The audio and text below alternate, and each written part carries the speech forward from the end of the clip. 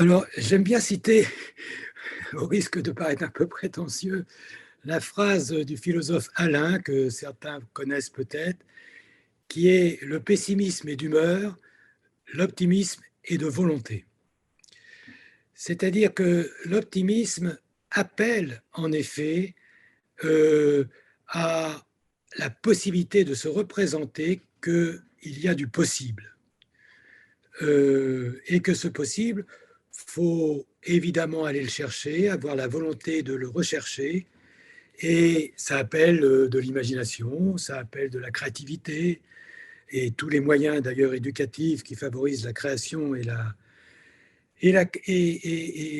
l'imagination sont tout à fait favorables. Euh, et que l'adolescent a aussi besoin d'optimisme de la part des adultes. Euh, L'adolescent peut déprimer les adultes, peut les angoisser, peut, y compris les adultes professionnels que nous sommes, euh, il peut leur faire peur.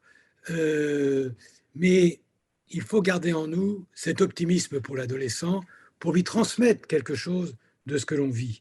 Et je peux vous dire que ça fait plusieurs dizaines d'années que je m'occupe d'adolescents et que j'ai la conviction qu'un adolescent qui va mal, qui peut même parfois aller très mal, dans la très grande majorité des cas, pas dans tous les cas, mais dans la très grande majorité des cas, il s'en sortira. Ça peut mettre 1 an, 2 ans, 5 ans, 10 ans, et j'ai des exemples concrets de ça. Et les équipes qui ont travaillé avec moi et qui travaillent avec moi, je leur ai toujours transmis cette expérience qui est qu'il faut toujours penser qu'un jour ou l'autre, il s'en sortira, à condition qu'il trouve quelque chose qui l'intéresse.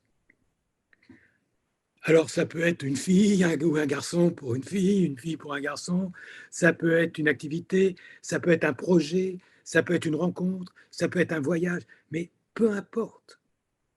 Il faut avoir à l'esprit que c'est un âge formidable parce que c'est un âge où tout est encore possible.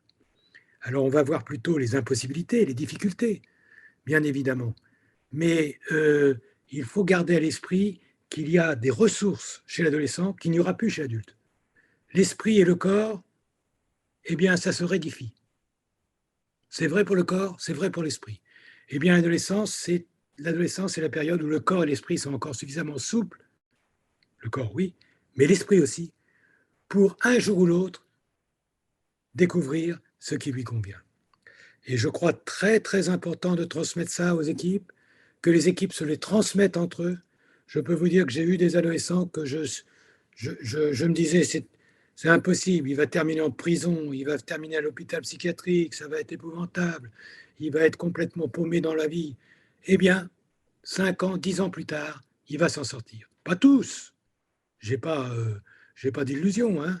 Je suis pas dans l'idéalité de ce qu'on fait, bien évidemment. Mais j'ai la conviction que garder l'espoir qu'il peut se passer quelque chose est très important pour eux et très important pour nous aussi, parce que ça nous permet, au fond, d'avoir suffisamment de patience par rapport aux difficultés qu'on rencontre.